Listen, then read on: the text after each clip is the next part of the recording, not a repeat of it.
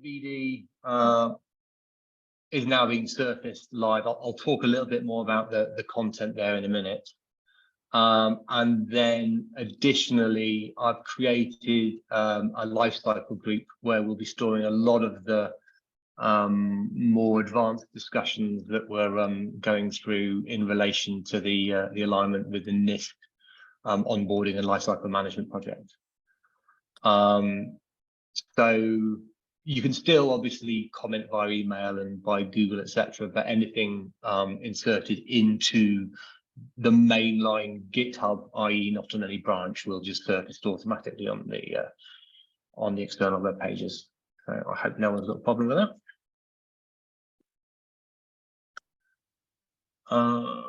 So that's administrative. Now the next point, or the next major item on the agenda, is the Cheri use cases. So I think I've mentioned before, this is the document they've been sort of like working on for some time. Although it talks about sort of like Cheri use cases, a lot of the analysis and the output would be relevant to any intervention that is protecting against sort of like memory attacks. But as part of the sort of like the Cheri Morello work, which is ongoing, sort of off the record, I think this document is starting to shape quite a lot of the thinking and the work around how that stuff gets sort of marketed and surfaced to the broader community, because most of the content to date is very, very highly technical. So what we're really trying to do in this document is just surface. So, okay, what do you actually want to use it for, and what is that? What value does that give you?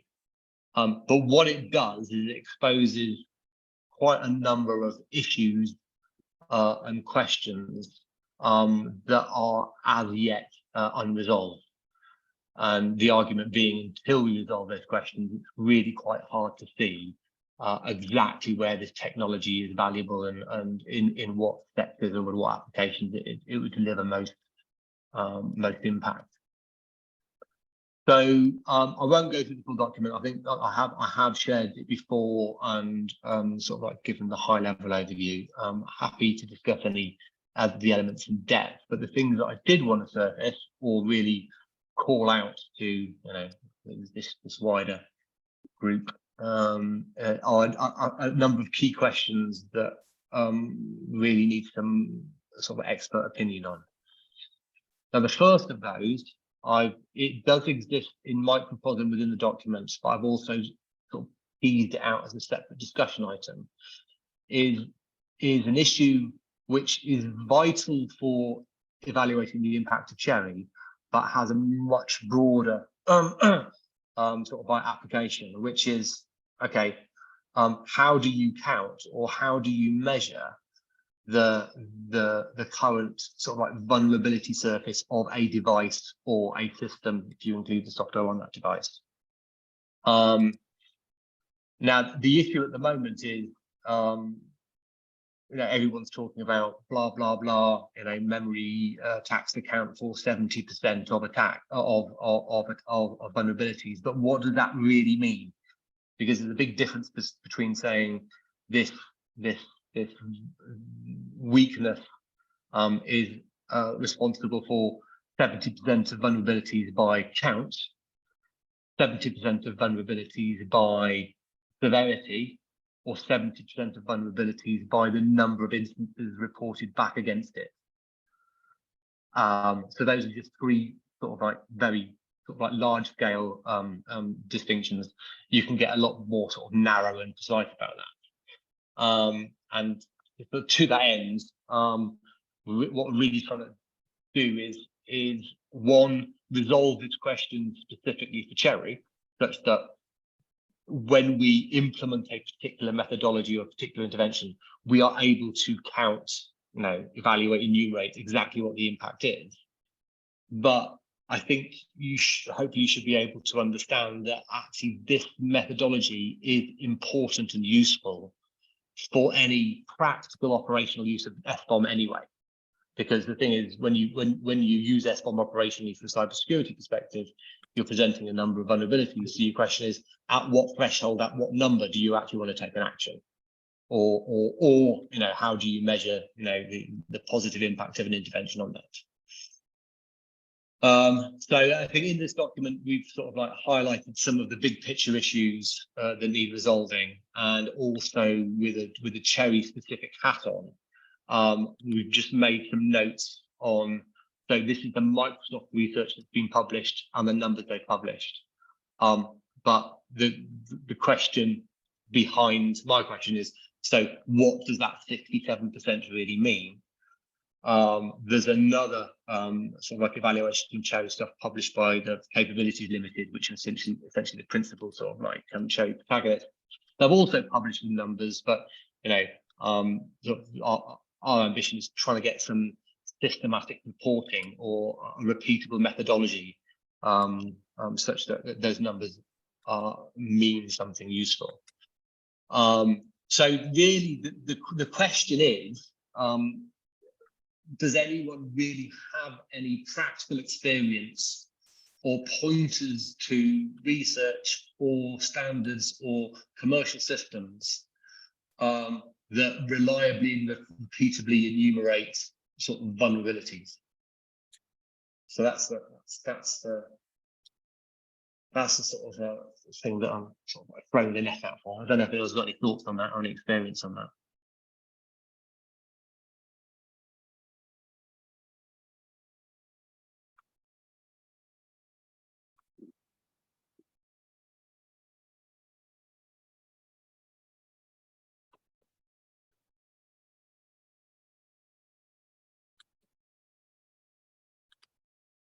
Because presumably, I mean, maybe this is something maybe to follow up with Amnias on. Any operational deployment, any useful operational deployment of SBOM must touch on this problem. But as far as we can find at the moment, we haven't found anything sort of like definitive on that front. I think it's fair to say, and I don't think George has managed to uncover anything particularly useful yet, has he? No, there's one promising thing that I haven't quite got my head around yet, but I guess if no, but nothing definitive, I don't think. Okay, so basically what I've done, the concept's been captured in the use case document. It's been teased out as a question, and I've pulled it out as a discussion item that we can sort of like build a thread around and possibly use as a carrot to sort of like throw out into the wider community to get some useful feedback. But so that's, I'd say, the first major issue on the Cheri side. So if no one's got anything sort of extra to add or contribute on that, the second one is a little bit more involved, but I think quite important, and there must be some prior art on this as well. And taking a step back, if you look at what Cheri is, indeed many of these like memory protection technologies, certainly when implemented at hardware level, essentially what they do is they convert a security issue, i.e. the ability for you to use a pointer, and turn it into a reliability issue. So essentially, what was an undetected potential exploit now becomes a system crash. So there are a number of questions around that, but I can't believe this is an untraveled path. The first is, okay, so how does the security reliability trade off for sort of like different markets? What's the sensitivity to it? You know, how can you come to a reasonable determination of what is optimal? The second is, and this I think does become a bit of a Cheri specific question. There is talk in a lot of the documentation that you can use Cheri itself to intercept those system crashes. But to my mind anyway, that just raises a whole number of questions about how does that really work? Because as far as I can tell, I only think that would work if the calls function, the function in which there is the memory vulnerability, already has a level of compartmentalization. So it must either be running in a different process or at least in a thread, because if you call an underlying API call in line in a single threaded process and that system crashes, I can't see how compartmentalization helps you recover from that from a reliability perspective, because you've got no storage of state, etc.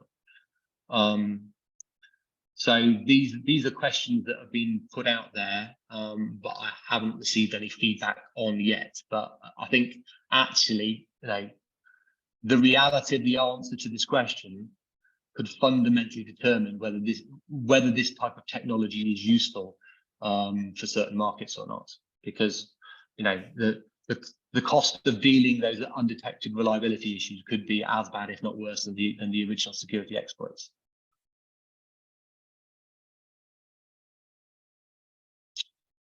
So I don't know if anyone has anything useful to input on that or any sort of like prior experience. But that's probably the current sort of second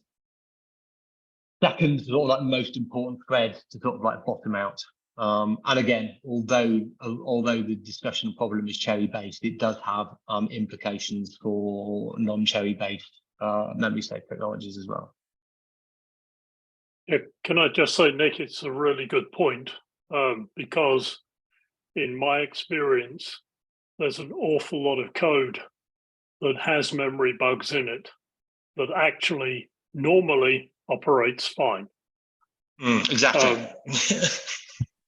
And in particular, I've run into it when looking at compiler optimizations, trying to match hand coding.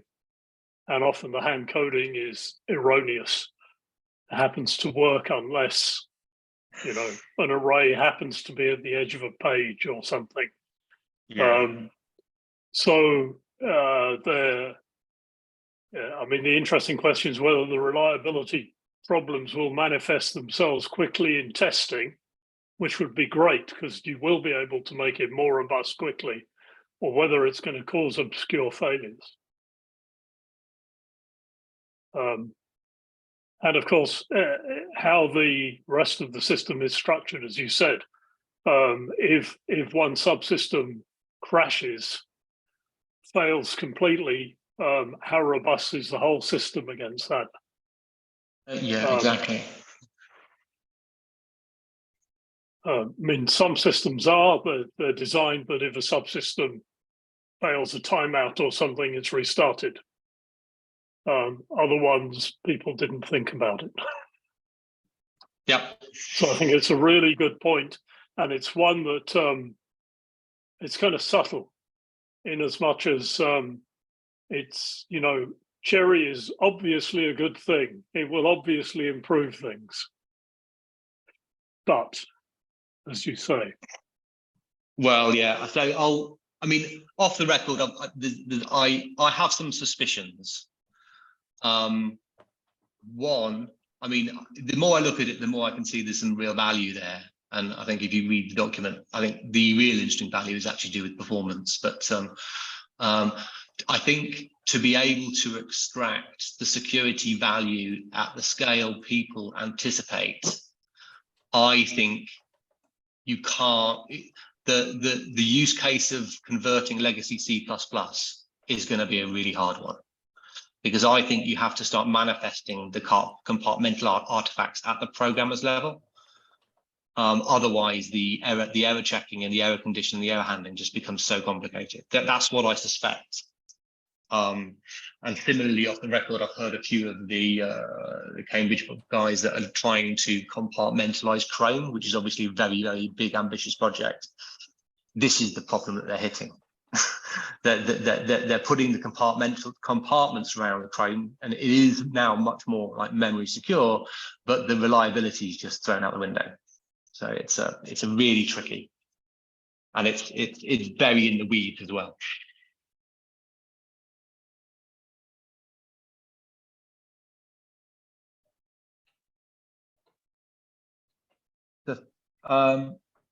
So yeah, we're gonna keep pushing on that. Hopefully, we're going to have some meetings lined up with some of the Cambridge guys, and we'll report back our findings. But if anyone has more thoughts or in their research has more findings on that, feel free to email me, or the GitHub documents there are there just for you to enter content directly. So that's all. Nick, I have a question. Sure, Anupam. So when you say reliability, do you mean availability, like the system will be available, or like what does probably? I'm not very good with the formal security terminology. As far as I'm concerned, what I mean is the system crashes. System crashes. Okay, yeah, I see. So it's no more available actually. So I mean, yeah, in distributed systems, you call availability means system is available or not available. Yeah, and I think, I don't know, I don't want to get too tangled up in the semantics, but obviously, if you've got a completely distributed system where everything's in sort of isolated processes and they're managed their own state, it's a completely different problem to, if you're a piece of code calling like an FFmpeg API in process, yeah, if FFmpeg crashes and it's not like task isolated, process isolated, you basically keyed over full stop. Or if you don't, you have to write a whole load of very sophisticated error handling around it. Yeah. Okay. But actually, Anapan, if you're able to help better express the problem using the formal security, reliability, availability language, that would be appreciated. That is definitely not my forte. Sure, I'll take a look and yeah, I'll touch base offline. Brilliant, thank you. Yeah. If there's no more questions on the security reliability trade-off, the last piece is just a coverall, right? Which is in this document, which goes on and on and on and on, right down the bottom. There's this section here, which I deem to be the most important section. So this is the section that basically, so the whole point of this document is, if I was a marketing guy or a strategic marketing guy, I'd be able to go to, somebody that's building something with chips in and be able to give me a concrete argument. You want to use this technology, this Cheri technology, because it does this for your security and this for your performance. That's the economic, financial, so what? But there's a lot of nitty-gritty detail you need to get to that point. And what I'm trying to do in this section here is just to keep a record of all of the unresolved questions that essentially stop us from making those strong marketing statements. The two that I've already covered are just sort of 2 dimensions of those, but there's a whole load of more sort of like fine-grained one here that we are continually sort of trying to sort of challenge and sort of like resolve. But as I understand at the moment, we don't really have any hard answers to. And to some extent, also, I think I mentioned this before, this possibly is the most interesting. So this is one of the use cases of Cheri, which is less about security, but it's more about, you've got a complex system, a complex process. So rather than running all that system as many processes using quite expensive memory isolation, you can remove the memory isolation and replace it with hardware supported compartmentalization. And in theory, you get a massive performance increase. What we are not in a position to do yet is measure exactly how big that performance increase is. But I think when it's evaluated from a commercial perspective, this argument is potentially much stronger than the security argument. But all of this section, summarizes all those questions, and we're continuing to try and sort of resolve them.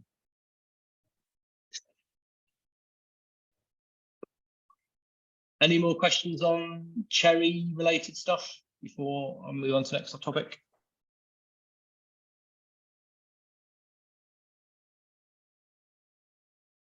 Nope. Right. So next topic relates to network onboarding. So this relates very much to some of the NIST activities. And as I see it at the moment, that activity is sort of subsuming a lot of the old D3 stuff, in that the D3 stuff is being injected into those NIST architectures in the Build 5, which, as I mentioned to James 2 weeks ago, we went over to Washington to reinstall the kit. Now, I think that, as I mentioned, the network onboarding problem, I think, is a really important problem that actually captures a lot of the other stuff that we've been talking about, everything from mud behavioral analysis to FBOM to certification. It all really sort of like comes together. And I've probably shared this in various forms before, but I want to sort of like make sure I get it out there now, because I want to try and lock it down. What we are trying to do is define clearly and succinctly at the high level, what are the types of policies, I mean policies in the broadest sense, that you'd want to employ before you successfully onboard a device onto a network. And we've got a list of about like 8 or 9 here, but I'm quite keen to, refine these, make these a little bit more nuanced, and also add to them.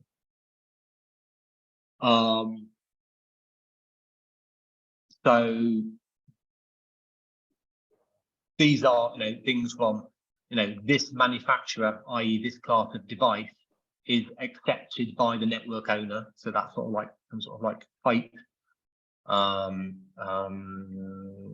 check, like, a Cisco router. I mean, in fact, this policy is actually manifest in Matter, if you understand how Matter works, because Matter, basically, you need to be assigned manufacturer to be able to be onboarded onto a Matter network. So that particular use case, that particular onboarding policy, is essentially the default Matter policy. But it also uses some of the other elements as well. Now, there's a difference between that one and this device instance. This specific device instance is recognized by the manufacturer. So this assumes that the manufacturer has kept a manufacturer record or sales record, and that database is accessible, and that can be used to validate. So this is a bit like counterfeiting, a very specific instance counterfeiting, which can help you detect clones. This is just a much cruder sort of like type identity.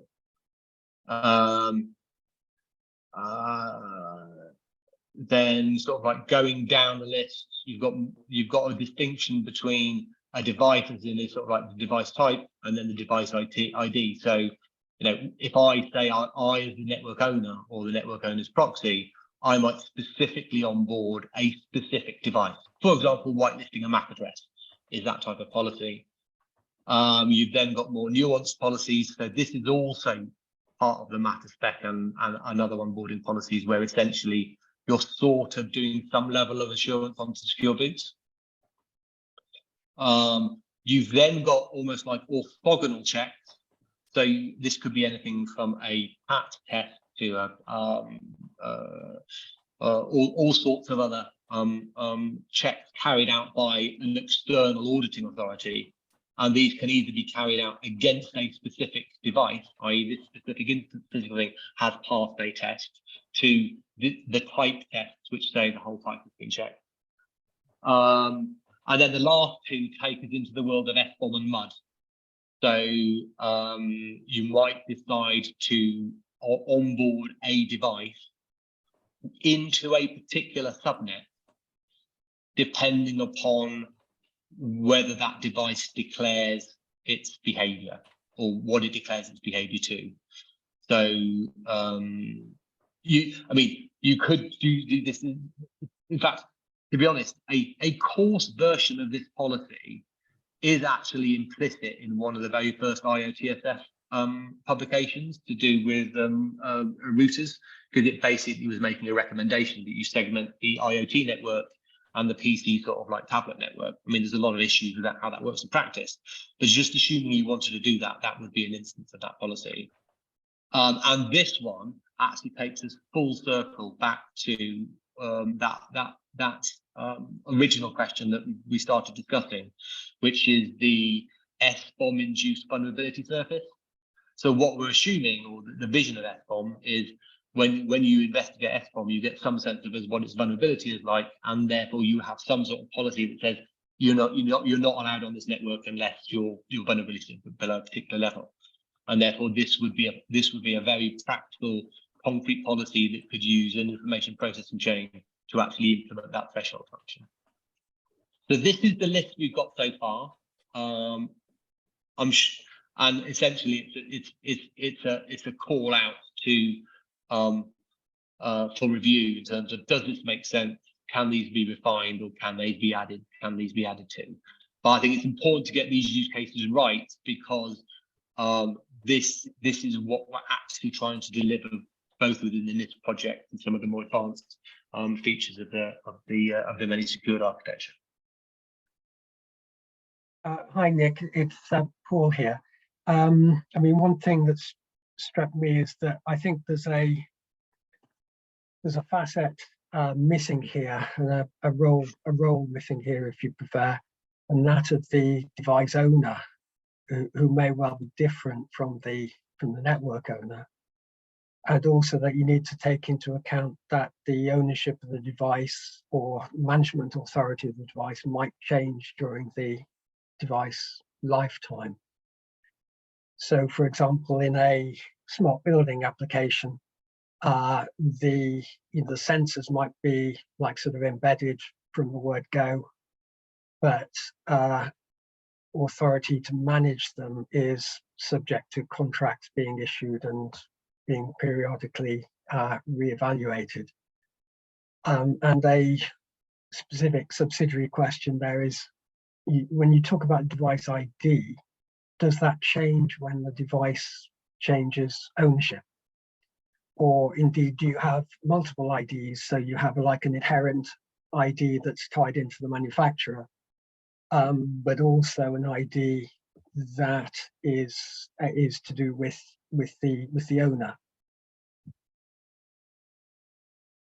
So there's three excellent questions. So the first one, I think that one slipped through the net. So interestingly, if you look at the NIST documents as they stand at the moment, and this is the reference architecture, it does a very poor job of distinguishing, in my mind, the network owner from the device manufacturer. It's quite confused. And certainly the two protocols that HP is volunteering, sort of like the build 1 and build 2, don't make that clear. And so what we try to do is introduce the network owner quite strongly, but I think you're totally right. What we haven't done yet is clearly distinguish the device owner from the network owner, because as you quite rightly point out, there are all sorts of different scenarios and life cycles. And for example, the classic hotel Wi-Fi onboarding is a perfect example. An enterprise where the enterprise owns the device and it goes on the Wi-Fi, that's simple. But a BYOD or you go to hotel Wi-Fi is a very good example of where the network owner is profoundly distinct from the network owner. And yeah, okay. Yeah, right, thank you for that. I think in the second point, I think you should replace the word sensor by owner. Sorry. Yeah. And so device ownership changes. Yes, I think that's it's a very good one. So it's a very important one. It has been talked about. And herein lies one of the challenges. I mean, so this is why I think it's worth a lot of people paying very careful attention to what's going into those NIST builds and the NIST networking architecture. Currently, there are a number of very subtle flows, one of which assumes the manufacturer is continually involved in any device ownership change, which, as you can imagine, has got some quite profound and quite disturbing commercial implications on a number of levels, everything from that manufacturer going under through to it does, sort of nudge everything towards a rental commercial contract rather than a purchase contract. So I think there are some legitimate reasons when you do want to do that, where the device, the manufacturer does want to be involved in that negotiation, but you definitely need to support the use cases and cryptographic primitives that allow device ownership to change hands without the manufacturer being involved. But the network needs to be involved because the network wants to implement policies that say only devices owned by certain people are allowed on. So it's an interesting. Yeah, well, I don't think the network owner should be able to prevent the change of ownership, but its policies may prohibit the device actually being active on the network. So Yeah, there's a classic example of CCTV, IP video, whatever, with this at the moment going on, really, isn't there? Manufacturers, where they are, can't get involved, or they're prohibited by law or whatever. Because in terms of smart buildings, Yeah, CCTV system, surveillance systems, whatever they are. I mean, I think this is why, to be honest, this is why we're spending so much time on this particular project, because the implications are quite profound. And it is true, different markets will have different sort of control points, but what you want to try and do is ensure that the underlying protocols are not restrictive and prohibit that. I mean, I think I lost the network slightly, Paul, but I think you're totally right. The network owner should never prevent the device ownership changing hands, but the network owner might implement policies that say only devices owned by certain people are allowed on the network. Yeah. So, yeah. So there's a really good point, Paul. I mean, what I'll try and do is I'll try and sort of like redraft some of the use cases, and I'll if you could check them over, make sure I've sort of captured that. That'd be really useful. okay. The final point about device ID, I'll come back to later because I've got that as a separate item, which is somewhat involved in its own right.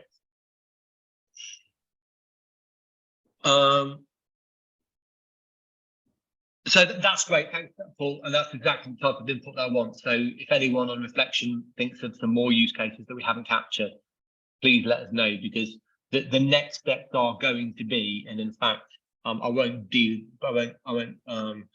go into the detail now, but this is really a conversation predominantly for initially for Michael and some of the ITF crowd. We do have the very concrete Brewski onboarding flow. Well, there's two flows, there's three flows actually. There's the Brewski flow, the Wi-Fi Easy Connect DPP flow, and then there's also sort of like the Matter thread flows. They all sort of are fundamentally similar. And what we're trying to do is specifically identify where in the current flows all of these policies would be implemented. Because essentially, obviously, it's the message power typing architecture, the onboarding flow, and all of those big questions that we're asking, you know, they each have a slightly distinct sort of evaluation and enforcement points. So we're trying to map those out such that the ambition is we will make some proposals for revisions to the flows that fully and properly accommodate those the board use cases that we want to make sure are in scope.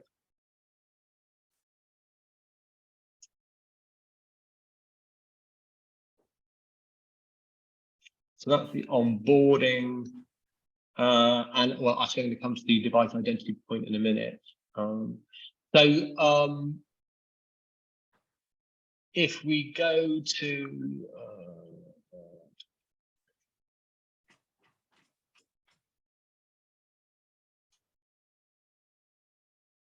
so this is the NIST reference architecture. This line here is what I think is the important line. It's the one we've introduced. It's the continuous assurance line. And this is the method via which a centralized policy point that has access to all of the information can pass commands, controls to the router to say whether a particular device can be onboarded or not. Now, there are obviously a number of protocols already around that do this type of thing. And I think what we're trying to do, because we're about to make some recommendations on a concrete specification for this, is work out which one to go with. So really, again, it's a general call out to any experts or any people with experience in this area. What are good candidate protocols for managing the relationship between the policy and the router, with, I'll say, one particular caveat we want to bear in mind is we definitely need to support the scenario of the massively scalable one-to-many. So where we have many routers, like an enterprise deployment, and a single authorization points. This authorization point is capable of making smart decisions. For example, a vulnerability is announced. The authorization service knows the devices that are onboarded, it knows the SBOM, therefore it knows the vulnerability and knows its relevance, and therefore can selectively then issue a command to the router to selectively disboard, offboard, or contain that device. So that's the flow. It makes eminent sense. But the question then is, how do you implement that, especially when it's massively scalable one-to-many? So anyone that's got any experience in that area that could make some candidate proposal would be useful. Our current thinking is it probably needs to be sort of like signed commands, because it's the only thing that allows us to do that sort of like scalable one-to-many relationship. But again, we're fishing around for alternatives at the moment.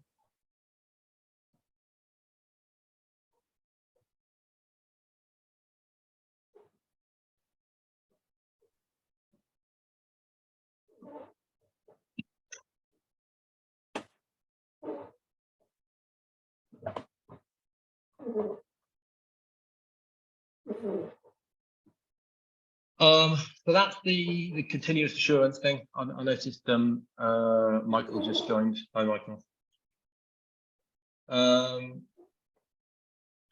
So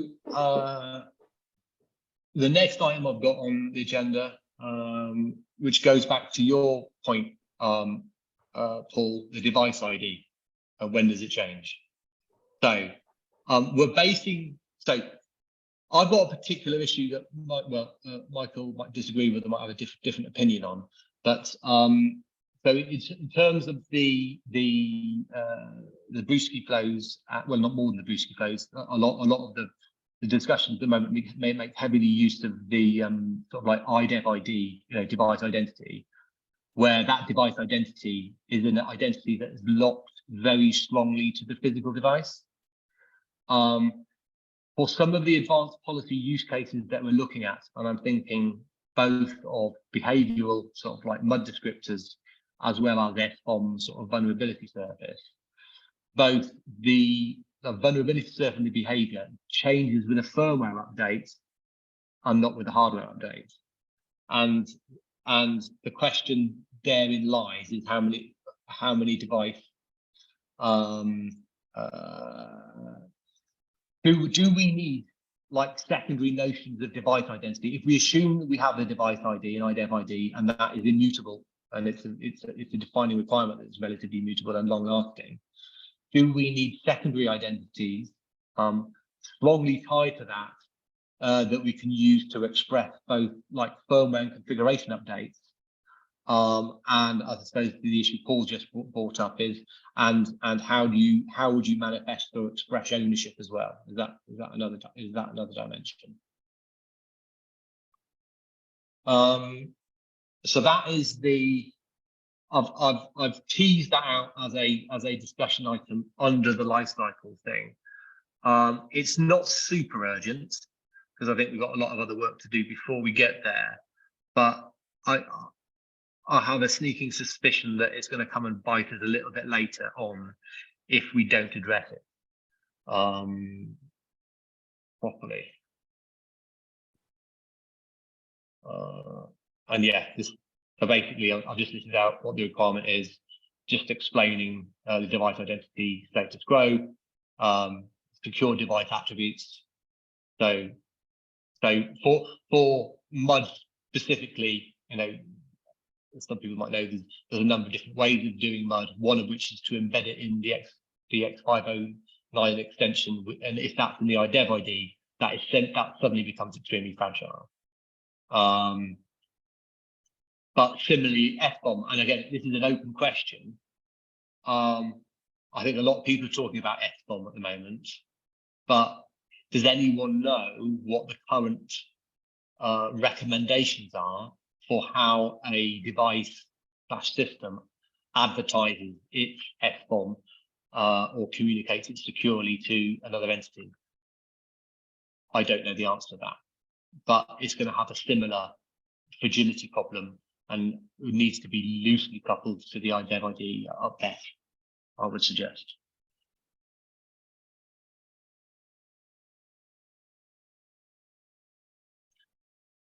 So any thoughts on that? I mean, firstly, can I check, does everyone understand the problem? Because I'm not sure, I might not have done a brilliant job of expressing exactly what the problem is.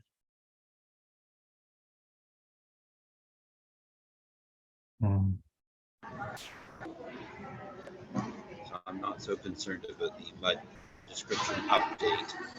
I think that can be in hand. I think if you can do it once, then you can repeat it.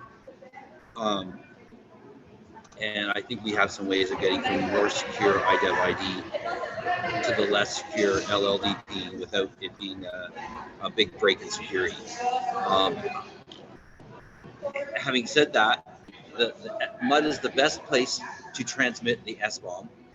However, getting MUD to happen is, I think, really a problem. A challenge.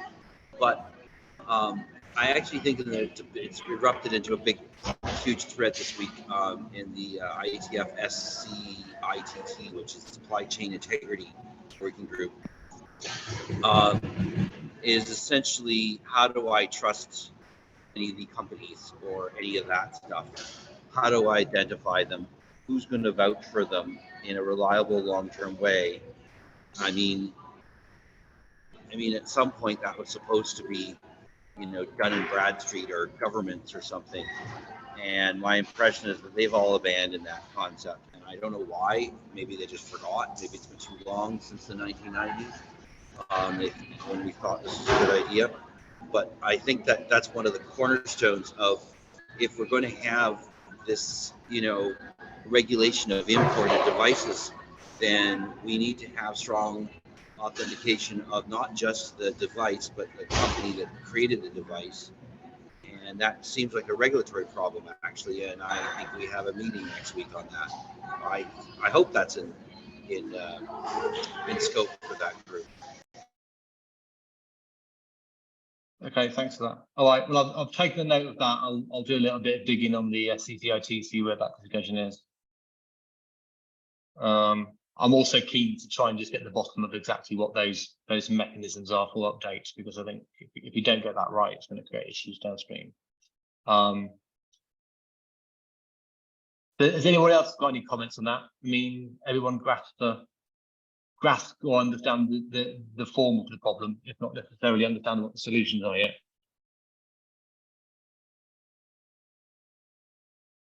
And I think, Paul, back to your early point, I think the issue of ownership is also relevant there. Because here's a question, if the ownership expression isn't tightly coupled to the device, what other authority do you use for determining who actually owns that device? Yeah, I mean, I certainly agree that there needs to be a sort of underlying immutable inherent ID that is probably tied to the manufacturer. But there could be circumstances where you actually don't want to expose that. That may be a sort of secret you want to protect. Yeah. And so there's, I think, the scope for a multiplicity of identifiers, let's say, even if we have one immutable identity for a device. There's also the triggers broom problem of how much do you have, how much, are you familiar with triggers broom? Triggers broom? on Only Fools and Horses, trigger. Oh, right. Okay. Yeah. Okay. Yeah. Okay. I've got it now. So how much of the device can you change before it becomes a new device? Yeah, I've got that. Yeah, okay, that's a good. Yeah. Yeah, so that's actually something that how much can you change? That's actually an interesting question, which I have yet to get any useful answer out of the automotive industry. Specifically, I have a little bit of a collision, and I get my driver's door replaced. Either there's an onboarding process, right, where we introduce the new door, and many times like, oh no, it's just fine, BMW doors just like BMWs, and I'm like, so can I just go and swap all the doors in a BMW with the one next to it, and they're both happy, right? And at which point I've gotten really puzzled looks, like, you've seen that Volkswagen Rabbit where every panel is a different color, right? Think about it that way, right? Is that a valid configuration for the vehicle? And if it is, then there's also some concerns there, right? About it, because neither seems right. I mean, it seems to me like the doors really need, the body needs to be told, these are the 4 doors or 5 doors attached to associated with this instance, and not some other doors. Otherwise, I don't know what's going on, right?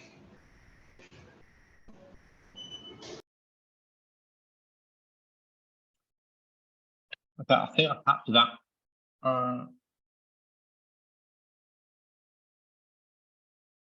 Okay. Well, what I'll do, I'll take an action to follow up on some of the links Michael sent out, and I'll also try and add in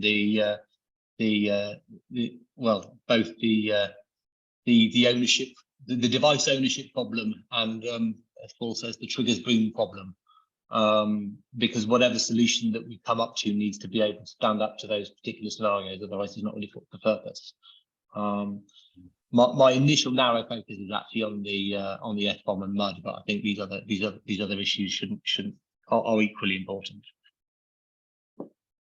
Good. Okay. So in terms of formal agenda, I've got through everything that I was initially wanted to go through. What I will be doing, I think things have been a bit quiet on Slack recently. It's largely internal reasons and travel. I'm going to be trying to progress a lot of these items and probably be using Slack as the primary method of doing so. That'll probably happen over the next couple of weeks. Anyone that's got any interesting comments, research, or follow-ups on any of the points that I made, if they could share, then I can update the relevant documents.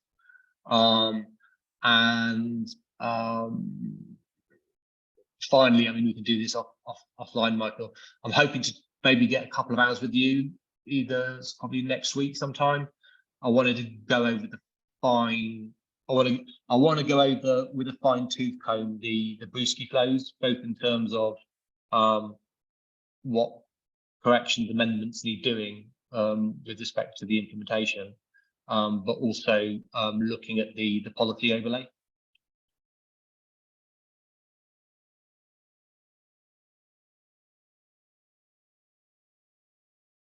So that's it as far as I'm concerned.